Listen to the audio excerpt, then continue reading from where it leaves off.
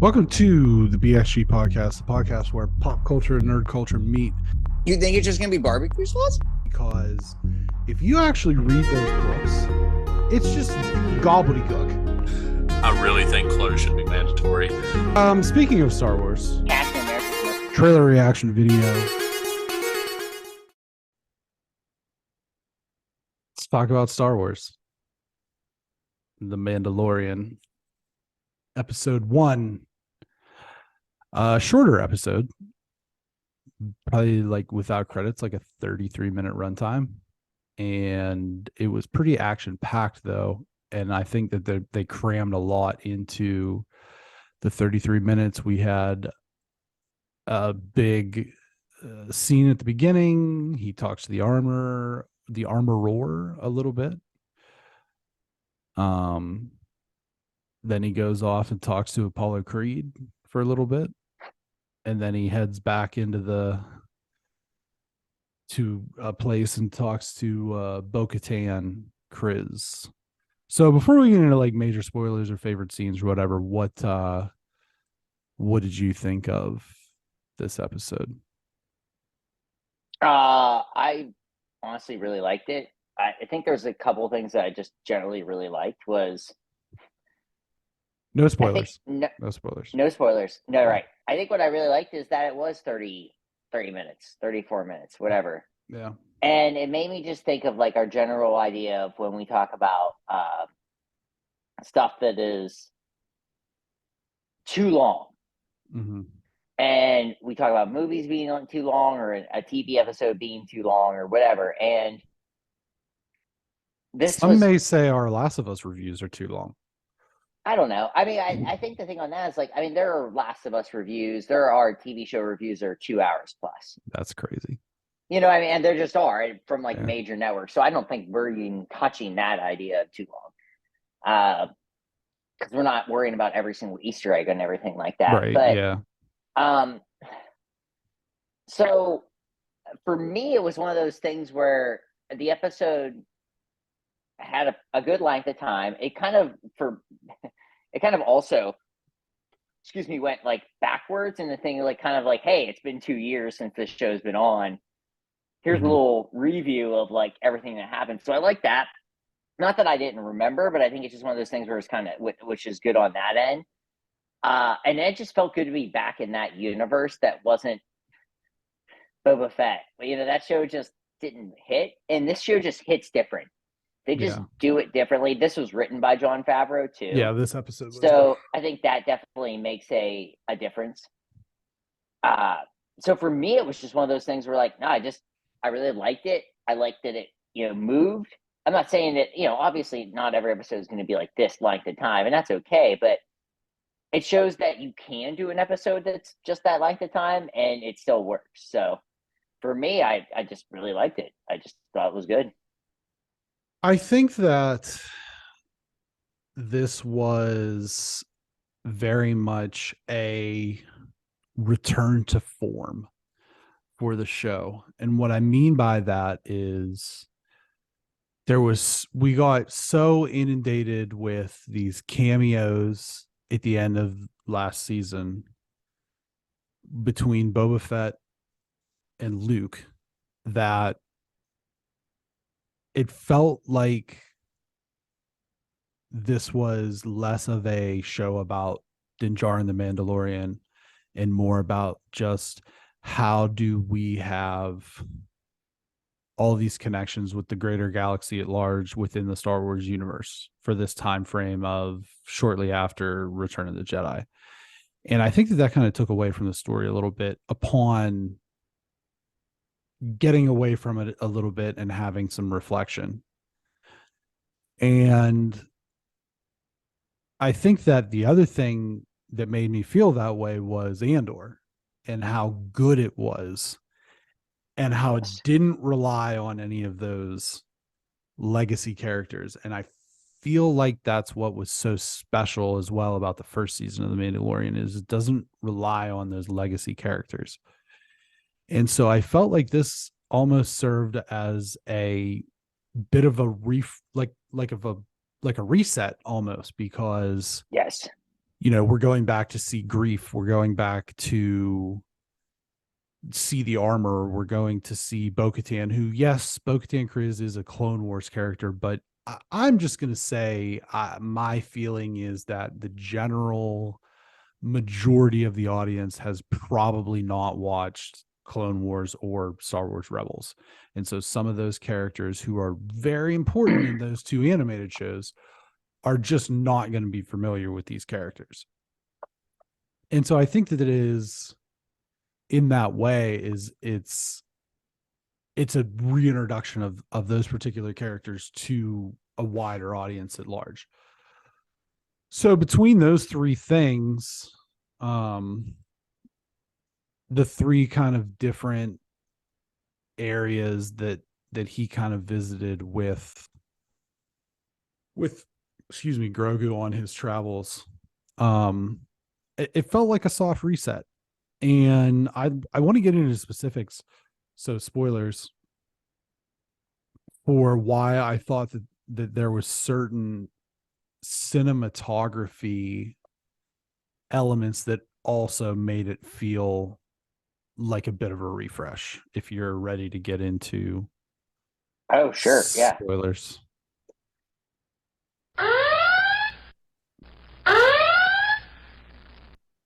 So, okay. I was talking to friend of the program, Jared Lambert, about the episode. Jared works overnight, so like as soon as these go live, he's able to watch them, which I'm a little bit jealous of. But we agreed that one of the sequences or the scenes that I liked the most was the stare down in the gunfight on Navarro with Greef and the pirates. And it took me back to the beginning of the show before it ever even was released, that the idea was, this is Star Wars meets spaghetti Western.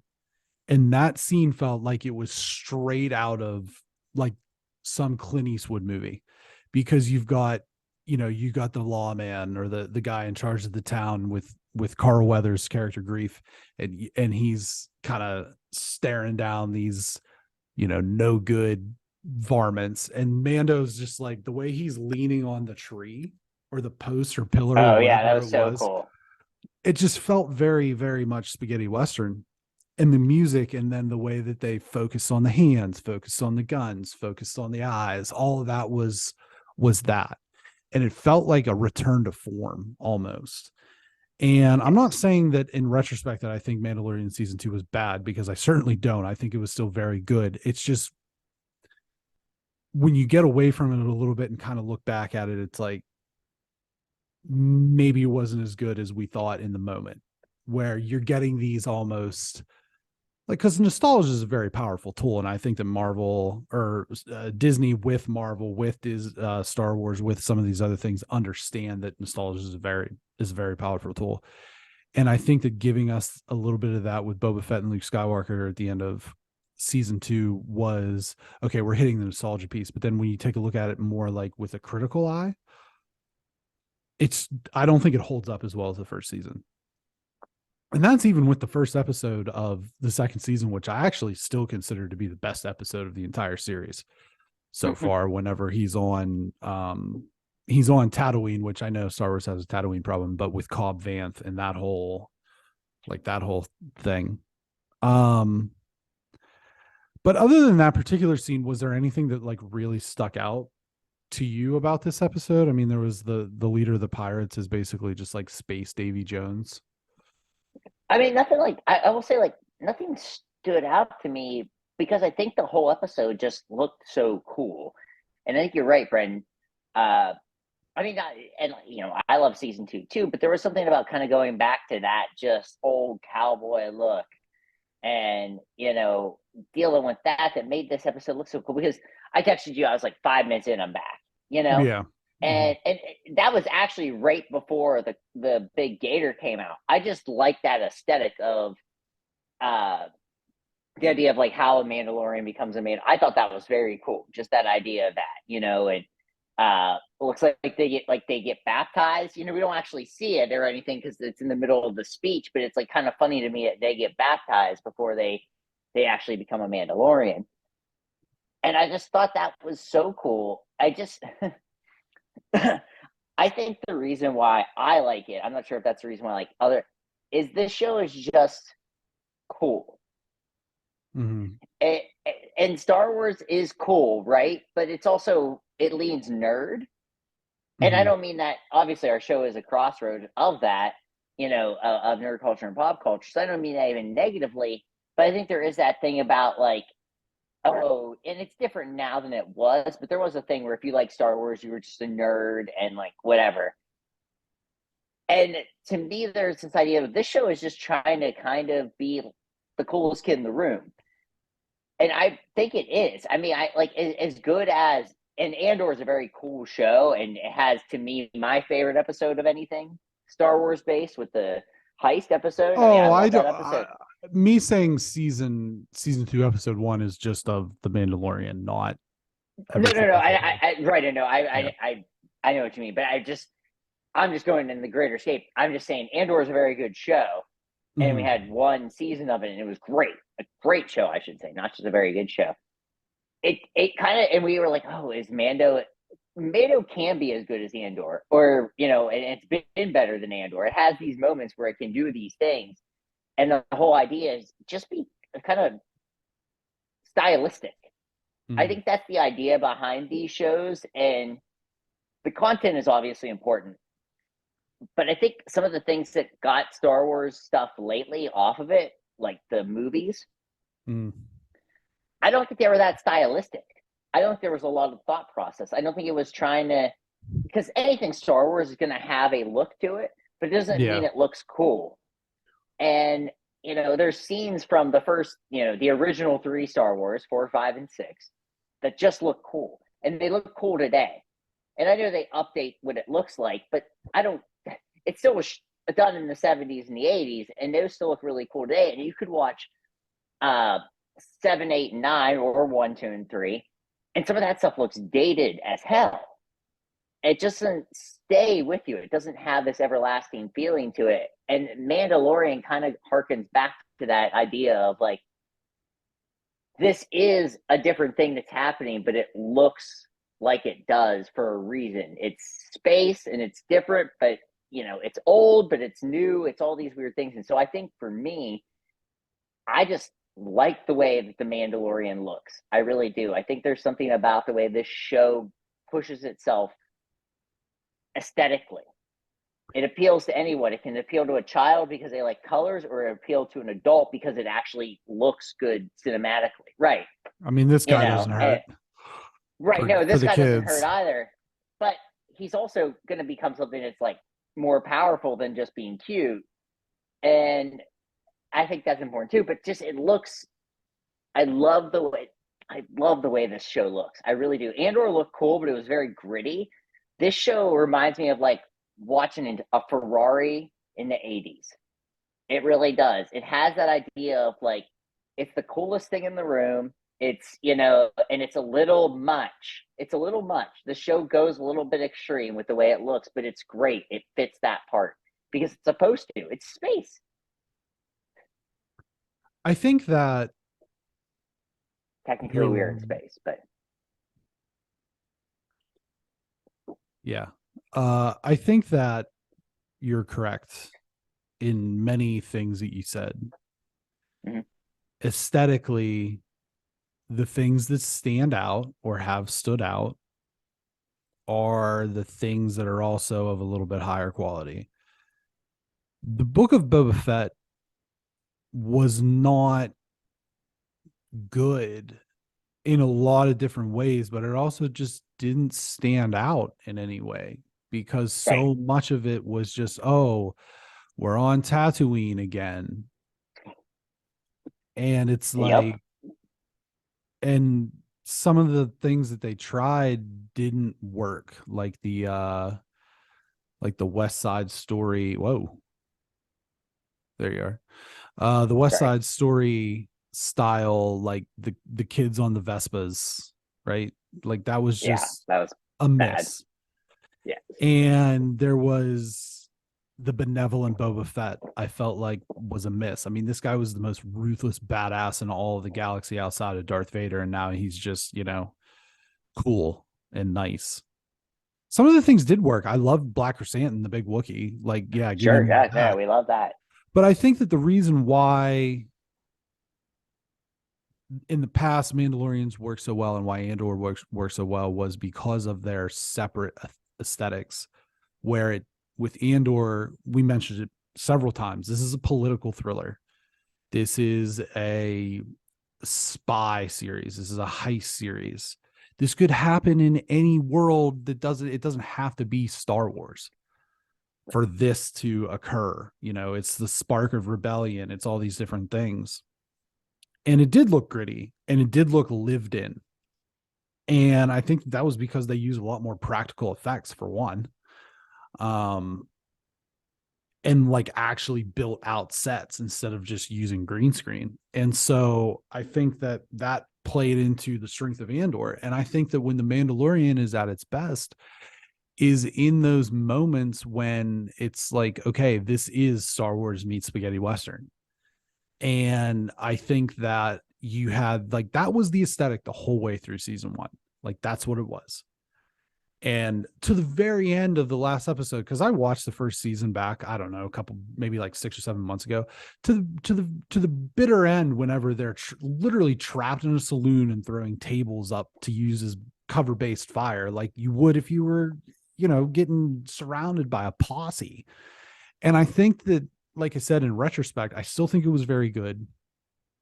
But I think that that part of the way through Mandalorian season 2, it kind of lost what made it special in the first place, Right. which was that aesthetic. And so to see kind of a return to that, okay, we're dealing with pirates. We're having this shootout in the streets. There's the Mesosaur from Jurassic World popping up and chowing down on people. And that felt more like what made this special in the first place. And I think, I'll be honest with you, the other thing that I really felt like was a good sign for me, this is weird, but it was a good sign for me. When they rolled the credits, it was starring Pedro Pascal, Katie Sackhoff, special appearance by Carl Weathers. That's it. Yep. And there was, okay, I think that we should probably mention a few of these other things. They discussed that Cara Dune, who we know Gina Carano was let go from the project because of her outspoken political views that were viewed as being anti something or other. We'll just say that. I don't remember specifically. Anti-vax, I don't know. She was let go. And so the way that they kind of dealt with that within the narrative was she's on some deep cover mission and we're just never going to see her again, basically. And they mentioned Moff Gideon. He was taken by the Republic, the New Republic, and he's being held in a prison somewhere. We do know he's back because Giancarlo Esposito has confirmed that he's back. We just don't know what that's going to look like at that point. And then the other thing is IG-88, or I'm sorry, I think it's IG-10 in the Mandalorian. The famous bounty hunter droid was IG-88, and he's you can kind of see him in that one scene in Empire Strikes Back. Let me take a look here. Just want to confirm that. Yeah. Oh, I'm sorry. IG-11. So that's one of the things that Mando is up to, is he's trying to rebuild this droid. And the droid smiths or the droid workers or the droid engineers or whatever are the same race of alien as Babu Frick from The Rise of Skywalker, which was one of the better parts of that movie. I don't know if any one of them is specifically Babu Frick. They didn't go that far to say so, but that's who's kind of at this point working on IG-11, who's voiced by Taika Waititi, just for fun. So there's that. So there were those things, those just kind of like tie those loose ends together. It was said somewhere online by Favreau that Grogu was training with Luke for about 2 years before he left. And so he's going to have, and you kind of mentioned it, at some point in this Are those season. Earth years? I don't know how that works. You know? No, no one ever really talks about that. But I know. It's actually something that bothers me. It bothers me too, because Yeah. I Because every randomly thought planet about this on a run the like other day. spins differently and Yeah. rotates around their star differently and yada yada yada. This is like a Neil Tyson question, because I know that he's like very fond of like taking things from Star Wars and telling you why they can't happen. Just Sure. because he's like that. He's kind of a troll Right. in that way. I remember one of them being from The Force Awakens when BB-8 goes skidding across the desert, and he's like, "Oh, that couldn't happen because of, lack of inertia or something." And That's awesome. Like I respect the hell out I of really like like that. Neil Tyson, Neil deGrasse Yeah. Tyson. I say you call him Neil Tyson is like your friends, Yeah, like NT and I. yeah. Well, he was at the Pittsburgh Planetarium recently. I wanted to go see him. Oh, I But, don't even be like, you usually come up to him to like, come be on the pod. Talk oh some yeah, science. I would definitely like bucket list. Put him in the top 5. That'd be so Like sick. actually, no joke. I'm a big fan of his. Oh, me too. Star Talk. We have him on, but we just talk about Russian agriculture. Yeah, probably. So anyway, like all of that, there's no previews for new episodes with the Nah. so which is kind of a bummer. But I mean, he's on his way to try to find a memory, whatever, for IG-11, and then they're going to go to Mandalore so that he can try to atone for taking his helmet off, because right now he's an outcast. Predictions for the season at large. I thought about this much. I was like, you're gonna like predictions. I don't know. Other than I would say a big prediction for me is that I think we're gonna end up liking this. Maybe not as much as The Last of Us, but I think we're gonna get back to that feeling of, oh yeah, this show's really good.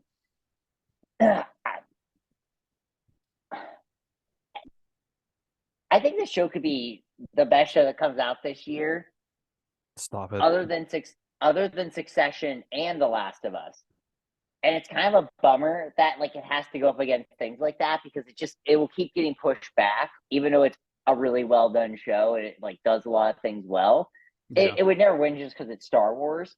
Right. But I think that idea at the end of the year where like critically, like a lot of people say it, you know what I mean? Like a podcast, other than, like us included, but it'd just be like that thing with like, a big podcast is like, well, I don't know, The Mandalorian was like the best show this year. And it's like at the very best, it's going to be the second best show that comes out this year based on what we've seen. And, Succession hasn't happened yet, but Succession has still been an amazing show. So there's a possibility it finishes in, bronze. It gets the bronze this year for, and I'm not saying there won't be other shows that come out this year, but I think for people that like this kind of thing, and I mean, not that Succession necessarily falls into that, but a lot of people do. It's weird that a lot of people do like Succession and do like Star Wars.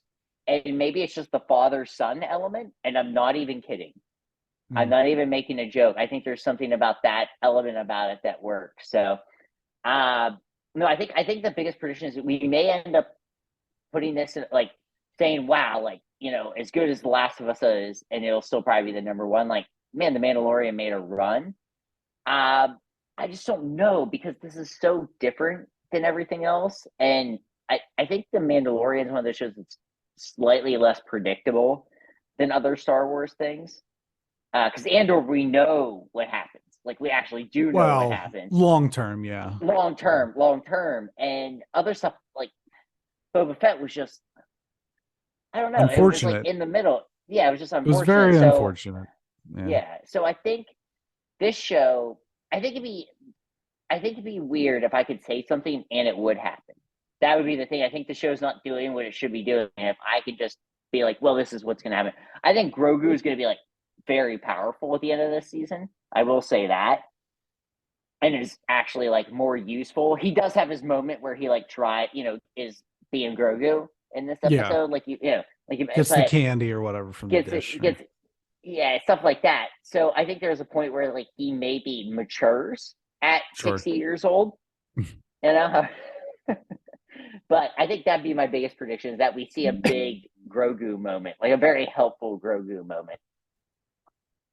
What I'd like to see them do, to a certain extent, I think that this is like a fun, soft reset, like I said, and he's going to be trying to work his way back into the Mandalorian culture, and a lot of that's going to have to do with Bo-Katan, her quest for the Darksaber, and him just not really giving a shit about any of that.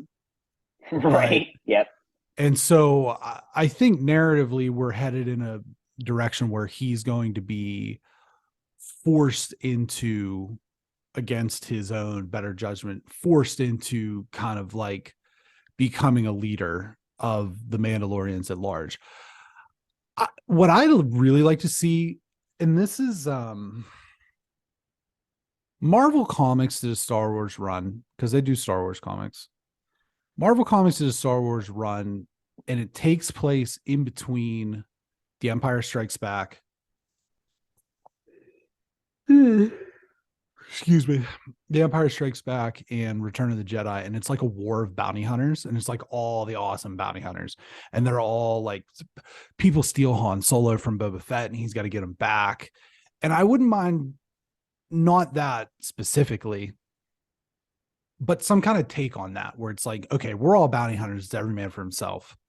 And, there's this score, whatever. And maybe it is Grogu, and people are coming after him because they're always going to come after him. Right. And I think this pirate guy is going to show back up. He's going to be back in here at some juncture with his very Davy Jones like appearance, with the long lettuce beard. He's going to play a role at some point, and we know Moff Gideon's going to be back, and we know that there's going to be stuff with the Darksaber. Could there be cameos? Maybe. Hopefully there's not, because I actually think that it cheapens the value of the overall product when there are. Yeah, 100%. But I do think to a certain extent there is some unpredictability with this, because it is so original. There's nothing, it doesn't have any tethers to anything before or after it. And I really think that is part of the reason that it's special. But I also think, it's Pedro Pascal playing the sad dad role is just so hot right now. And yes, he's Hansel. Yeah.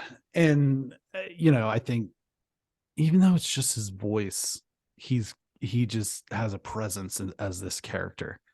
He's awesome. He's so good. But with all that being said, and for the next couple of weeks, this is going to be a very Pedro Pascal centered podcast. But all alliteration aside, it's going to be PP all over this place.